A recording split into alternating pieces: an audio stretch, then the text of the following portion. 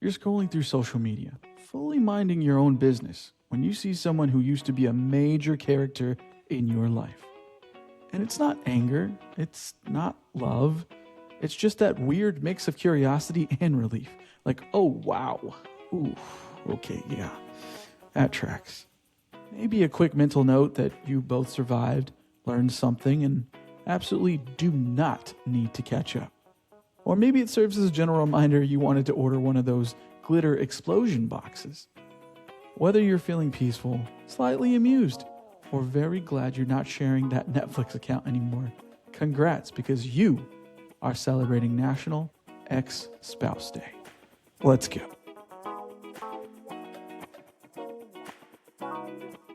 All right, guys, we're back. Matt, you know how it works. What holidays do we have on tap this week?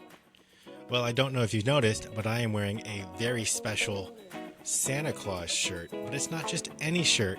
These are my pajama shirts that I wear on Christmas. It was the first pajamas I could find, and it is something I am considering wearing on April 16th, which is Wear Your Pajamas to Work Day. It's either these or my full-on Spider-Man pajamas. I look like Spider-Man from head to toe. 50-50 on that one. April 17th, we have International Bat Appreciation Day, which you can go one of two ways. You can appreciate the Louisville Slugger, one of the greatest wooden bats to ever be made. I toured their factory. It's amazing. You can buy bats there. You can get pieces of bats. You can hold Babe Ruth's bat. You can go that way. Or you can go the way this is actually intended, which is to honor the animal bats, which are cute. Is that you being a bat? It's me being cute. For those of you that are watching this with your ears only and not watching the video feed, we are available on YouTube, Spotify with video, and other sources, but you can just listen to audio. Akshay was making something that looked like a bat, where his hands were up near his face, but he said it was him being cute. So, International Bat Appreciation Day. Learn about the cute local bats. Some of them are large, some of them are small, some of them are misunderstood. Definitely worth learning more because there are cute little friends. One time I was working at a front desk, and in the overnight shift, there was a bat that got into someone's room, and it was a traumatic event for many people. And thankfully, I was not there during that shift, but got many stories afterwards. So I have my own little way that I've celebrated International Bat Day. Find a way to celebrate yourself. And then on April 18th, you can take out all the aggressions that you've built up when no one liked your pajamas at work, and you learned way more things about bats than you ever knew, and now your head hurts just a little bit on International, I actually don't know this is international, but I've decided it should be Piñata Day. Go find a piñata, fill it with sugary confections, take that baseball bat, call back, hit it on that piñata, burst it open, enjoy yourself a treat, April 18th. Solid effort there. Thank you. My question to you, and not my question, my appreciation for you, sir, is the use of sugary confections. Mm-hmm. If that isn't the most Willy Wonka thing I've heard in a long time, that was kudo, chef's kiss, man. Great. You are the English major, sir. I am, and I am thinking of 3 generations of Willy Wonka right now. Quick pop quiz. This is not in the notes. Who is your favorite? Gene Wilder, Timothy Chalamet, or Johnny Depp? Chalamet. I can't do Adam Sandler, but I'm trying so hard. Chalamet. Timothy Chalamet. So I'm going to go with him. I like it. Fantastic film. I'm hoping for a sequel. Akshay, why are we here this week? Please. People are saying, get this on is National Ex-Spouse Day, and I got a question for you. Do you think I made this up? Yes. Interestingly enough, this is not a made-up holiday. It's not just some Hallmark fake event, right? It was actually created 1987 by a man named Reverend Ronald Coleman out of Kansas City. Now, there's very little information that I could find on him in terms of his beginnings, but what I do know is that he wanted to provide a day for people to recognize that even if a marriage ended or the ex-spouse was still a part of their personal history, they wanted to make sure that it was an opportunity to dissolve the bitterness, right? Being able to focus on moving forward with a no grudge policy that you may. It's less about I love you and more about, hey, I acknowledge you, your role in my life was important. So I know there are people out there that are like, oh, heck no, I'm not forgiving that fool. Little head movement right there. Yeah, I don't know where that. Are they all Southern? Yeah, that accent just came out of nowhere. But you know what, though? That's okay, folks. We can still find ways to celebrate the wins that you've had since that person went bye, bye, bye. Matt, initial thoughts? First, I'm a little concerned that you just spent our entire budget on all of that copyright infringement. Have you ever had like an opportunity where you have been on social media, right, and you've come across one of those posts? Maybe ex-spouse, ex-partner, not ex-spouse, because you only had one spouse. So correct. That would be a weird way for her to find out. Yeah. we love you, so I'm not going there. Ex-partner that made you think, ooh, got a bullet dodge there.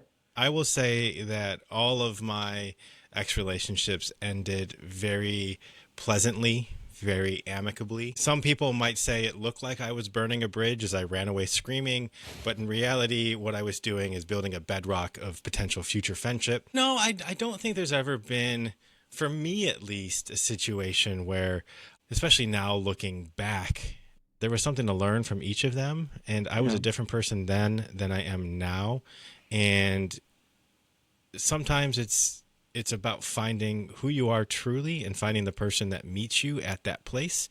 And so, you know, when I look back, it's not like, oh, these people that I used to date are, you know, terrible people, or they had a weird smell, or I was too athletic and it just wouldn't work. It's more of a, they weren't my person.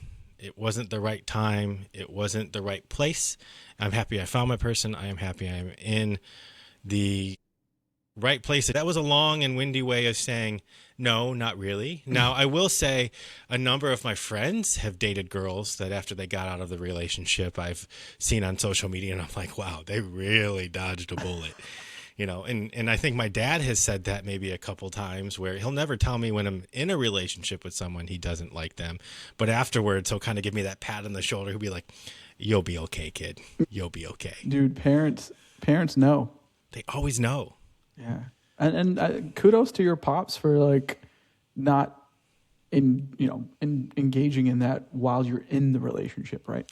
He let me stub my own toes. What about you? I know late at night, box of bonbons in front of you. It's tempting to get on that social media. Have you seen some things where you're like, whew? Yeah, I have. I think one girl I dated, and I know for a fact she'll never listen to this podcast, but who knows? Who knows? Viewers come in all shapes and sizes. You can hate listen to us as long as you're listening and subscribing. Subscribing is free. Is there a statute of limitations on, like, you know, liking a Nexus photo, or have you ever accidentally liked a Nexus photo and then immediately regretted it? I'm very careful about what I like on social media to begin with. Even posts I do like, I won't like, because as you know, I am always trying to trick the algorithm. So at the end of the year, it's like, we don't know what you like, but thank you for consuming a whole lot of it. His whole algorithm page on Instagram is nothing but bowls of different types of soup. It's really awkward. Yeah, it's not sure if I'm 14 or 50, and it's not sure if I am athletic or not. It doesn't know if I like to read. It doesn't even know if I like pizza, which is the real trick, letting my algorithm not know whether I like pizza. If my algorithm is listening, please hit the subscribe button below. Every listen and fan is worth it. But I'm going to answer your question honestly, and you'll be surprised that this answer comes from history, and it comes from my personal history. So in my neighborhood growing up, if you wanted to propose, you know, whether it's a promposal, a real proposal, a pre-proposal, whatever it is, if you wanted to cement your love in sugary confections, you would go to the DDBR, the Dunkin' Donut Baskin Robbins. You would get a donut or an ice cream. Those are your choices. DDBR. But across the street from where love was happening every day was the Dairy Queen parking lot. They looked at each other. You could see two sides of relationship. On one side, love, romance, roses. On the other side, rain clouds and fallen petals. And so if you were breaking up with a girl, you would go to the Dairy Queen. You would potentially get some ice cream if it is mostly amicable. You would then go back to the parking lot, and that is where you would tell them, finish your ice cream on your own. I have no interest in spending another second of my life with you, in a friendly way. And so to answer your question, you're probably saying at this point, where is this going? I think the appropriate time at which you could accidentally like their photo is about the time that they get through that ice cream. So once that ice cream is finished, that's the end. That's Oh, the end. yeah. Okay. So you're not like in your bed with a box of tissues crying over a possible lost love and eating those bonbons and making a mess because your tears are spilling into the container. No, I think that's totally appropriate. And I've participated in that behavior a lot. I just would not then go and start liking photos. Now, leaving comments that really tell them how I feel is something that I absolutely did not do because all of my past relationships ended in the most friendly and honorable manner. Respect. Thank you. Respect. How so then to your point though, like okay, so first of all, I wasn't indicating that I have done that before. Or maybe I was. If you have not done it, was it related to a breakup or just because it sounded like a great way to spend a Tuesday night? You know what? Don't judge my Tuesday nights. I appreciate your support. Thank you so You much. know, after a Tuesday like that, you walk into work the next day, and I feel like people know. They know that's how you spent your Tuesday night. They're like, he's got a little bit of an extra skip in his step. I'm crying over people on social media gives you a skip in your step. Everyone has their thing. Uh, Fair enough. The Dunkin' Donuts Baskin Robbins. DDBR. First, did you know that was my first job? Ooh, tell me more. What is the craziest thing that happened to you? But so we don't get sued, let's pretend like you didn't already say that it was at DDBR, and let's just say it was another wonderful establishment that serves donuts as well as ice cream. Yeah. So BRDD is a wonderful place that I started my career at. I worked there for a total of 3 months. I remember it fondly because It's longer than my first job. I can't wait to hear that too. I started at a measly wage of $5.15 an hour, got shut inside the facility from 10 to midnight on the weekends at the age of 16, which I'm sure is illegal because I'm not supposed to work past 10 p.m. Stop right now. I have to know. Were they locking you in because this BBRDD place that you were working was actually like one of those nights at the museum, and No, they would lock you in, and no, all the dude. donuts would come alive, and they would start dancing around you like that one commercial with the Ritz crackers? I wish, but I wish too. the truth is, I worked really hard and I got a raise, and it went from 5.15 to 5.25, and I promptly said bye bye. Did you have a Dairy Queen in your town growing up? I did have a Dairy Queen. I mean, Dairy Queen where I grew up wasn't as popular as the DDBR was. So what I hear you saying is where you grew up, a lot of people found love, potentially in a hopeless place, and they stayed together. A lot of people married their high school crushes because they were not going to Dairy Queen. They were not breaking up. I come from a small town, so that would be factually pretty accurate, sir. See, you thought I was crazy to say one is where romance happens and the other is where romance comes to a very natural conclusion. Do you think that like just because you go to Dairy Queen that if you have like you give your ex-spouse or a partner a blizzard that it just makes it easier? I think sugary confections make lots of things easier. I know, and I don't think this is related, but my wife won't let me eat at Dairy Queen anymore, so I can't really test the theory. Not that I would want to, but I think food just in general makes things better. You know, a good meal, it even when it's a tough conversation, you're giving something else to the body that it needs to keep on going and to start that healing process. That's so wholesome and so deep, dude. Okay, well, here's another question for you. Hmm. How long does it take for contact name in your phone to go from my love, my sweetheart, my baby, my everything to do not pick up?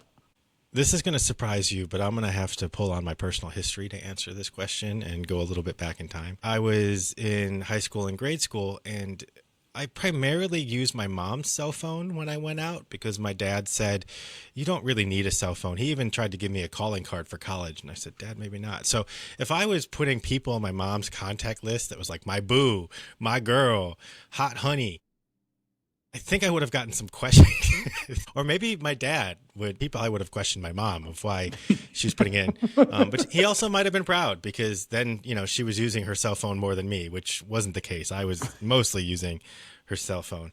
I think to answer your question, I'm kind of lazy with names.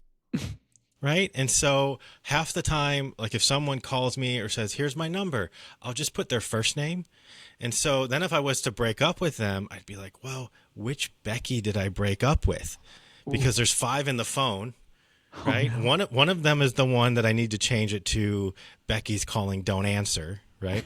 But the other one, I'm waiting to hear back on whether they're going to help me with a room renovation that I am looking for, and whether we should go with the Juliet balcony or a regular balcony. I know the answer is regular balcony, but I don't want to necessarily not pick up the phone when designer Becky is calling me to tell me that answer. So I don't change the name. Right? If I met you before you were married and you change your name to your married name, my phone will always remember who you were before. So I don't change it. I know other people do. Other people put very descriptive names, like this is the redhead who gave me those nachos once with a heart next to it.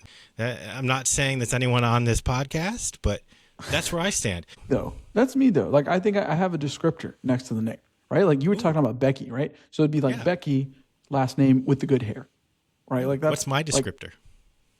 Like, you're Matthew. I'm not dating you. So I have to date you to get a descriptor? Yeah, that's what we're talking about, dude. We're talking about ex-spouses and partners, bro. When do you add the descriptor? Is it when you first meet them? Because let's be real. When you first you met dating, me and you didn't think that there was a potential we could date? No. No. This is not happening. Look, when you meet somebody on a date, typically, if it's safe, because sometimes we're not, there could be times where you just don't know the last name, right? So you know, we just talked about Becky, right? So she's got great hair, Becky with the good hair. Or what about Jenny, because Jenny could be from the block. Jenny from the block, Jennifer Lopez. Mm-hmm. Not to be confused with Jennifer Love Hewitt. No, but who is also an amazing actress and who I also probably had a crush on growing up. I know you did. What would she have been labeled in your phone? She would have had just her initials. JLH. Yeah, because no one could figure it out, but I would know. If you go by 3 names, you deserve 3 initials. Okay. Just putting that out there. We're at the time, guys. It is, of course, National Ex-Spouse Day. Is this holiday really as wholesome as you're trying to make it out, or is it just your kind heart getting in the way of the real truth? I'm trying. Look, dude, there's a lot I've learned over the relationships that I've had, right? Like, one of the things that I can go back to is that I dated a girl a couple of years ago, and before I dated her, I had this so much self-consciousness over how my body was and the way that I presented myself, and I would always wear white T-shirts underneath whatever shirt I was wearing. I just had these white tees underneath me because I felt there was a separation between me and, my body, and that no one needed to see this, and I was just kind of frumpy and stuff. Well, one day I remember, having this conversation with her and telling her, because it was like 95 degrees outside, she's like, would you just stop wearing the white T-shirt? You're fine. Just move on with it. No one cares. And it was a little bit of hard love, but I realized in that moment that she was absolutely right. And so while we are no longer together, I think I was able to take something from that relationship, which means, hey, be confident in your own self. You don't need the white T-shirt or the undershirt to kind of cover up for your insecurities. The world is just worried about their own things, right? So yeah, I'm trying to make this wholesome, because the truth is, like, you do learn lessons, I feel like, from every relationship you've been in. So National Ex-Spouse Day, Ex-Partner Day, whatever you want to call it. But that's just my little story for the day. This is all about your past. It's all about where you've been. There's no way that a day like this doesn't make you at least think, either bring up some memories or bring up some things that you still need to work on that you haven't totally fixed yet. You get things out of every single relationship, and hopefully you take some of the positive and work it through. But you know what? I'd like to live in the moment for today, especially when you have something amazing in front of you right now. Right? Here's the thing. What we learned in today's episode particularly is just, it's you can take all the positive things and just kind of learn about them. But for those that are still maybe holding some gripes, still thinking about those moments that you want to kind of go back over, just practice acceptance. Learn to accept what comes as it comes. We encourage you to live spontaneously, get comfortable in your own company, appreciate the small things in life, live authentically for you. So here are some specific ways that you can celebrate at home, right? The unsubscription party. Spend 15 minutes finally removing them from that one random streaming service or grocery delivery app that you still accidentally share. The thank you next toast. Hashtag Ariana Grande. Grab a drink and toast to the lessons learned and the fact that you now have 100% control over the thermostat. And there's also the reverse registry. Buy yourself that one thing your ex-spouse always hated having in the house, right? That candle they hated, go buy it. Oh, a new outfit because they didn't like the way that you dressed over there? Go get it. Oh, what about that 12-pack of gross soda? Just indulge. If it's a Diet Coke, let it be. But you know what? Here's the thing. Whether you're spending today sending a civil hope you're good text, or you're spending it celebrating the fact that you finally got that security deposit back, that's the ledger on National Ex-Spouse Day. Did you celebrate by finally deleting the wedding photos from your cloud storage, or did you actually manage a peaceful brunch with that former roommate? Whatever the case, we're glad you survived history to be with us today. Peace, love, and a very clean break to you all. The real question is, are we going to DDBR or Dairy Queen? That's the question. If people want to meet us there, where can they find us on the internet? Remember, you can always follow us on Instagram at Not Your Average Holiday Podcast, averages AVG, and your Not Your Average Holiday Podcast YouTube channel. There are 52 weeks in a year. How are you celebrating this one? We are Not Your Average Holiday, and we'll see you next week. Did they just like my post from 2019? I would have preferred they subscribed. Have you ever heard the song Return of the Mac? I like to think it's Return of the Matt. It is Return of the Matt. Return of the Matt. Return of the Matt. Ba-da-da. Do you think this holiday also applies to fictional characters? Because I am still waiting that callback from Carmen Sandiego. I've been waiting since the second grade. While you were watching Carmen Sandiego. You say watching, I like to say living. She was out in the world and so was I. Any moment was a chance I could find her. Did you ever meet any girls named Carmen? Yes. Did you ever go, where in the world is Carmen? No, because I value having professional relationships outside of the podcast.